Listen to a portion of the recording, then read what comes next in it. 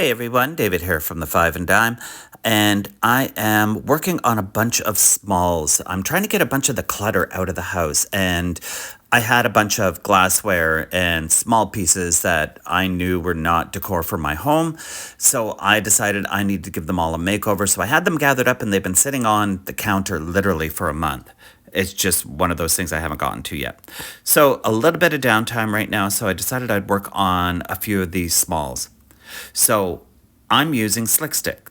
Slick Stick is an adhesive primer that works on shiny surfaces, shiny slick surfaces. Slick Stick being an adhesive primer is going to allow me to be able to paint on surfaces such as glass, metal, formica, and I often use it instead of sanding. So I hate sanding. I hate it. I hate the mess it creates. I hate all of the fuss that comes with it.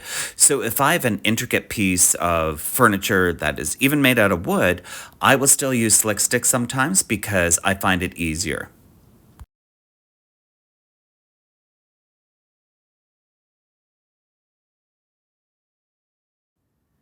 One of the things that I will note, and it's an important fact that everyone needs to understand, is that I will always use a disposable brush, so a little chip brush, or foam rollers that I can just throw away after I finished using. And the reason you want to do that is that you do not want to wash Slick Stick in your sink. You don't want this stuff in your drains because it sticks. It's called Slick Stick for a reason. And this could end up causing you issues with your plumbing and that. So please take this piece of advice and never wash it down your sink. Typically, I'll take a bunch of projects at once and I'll Slick Stick all of them together so that it's kind of like done and out of the way, and I don't need to worry about wasting chip brushes, etc. So I have a bunch of stuff lined up and I'll come in and I'll give it all the Slick Stick all at the same time so that I'm in the same process and not wasting any other brushes and rollers, etc. And in between coats, all I'll do is I'll wrap them up in cling wrap, and I find it works absolutely fine without issue. The process for using Slick Stick is really simple. You're going to apply it, let it dry for a few hours, then come in and give it a second coat.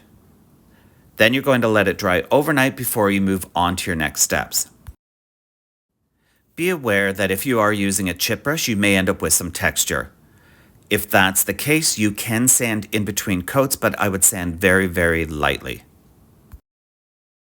On large flat surfaces, I always use a roller because I find I get a smoother finish.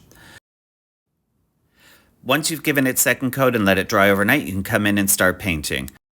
All right, stay tuned, follow along. Ciao for now.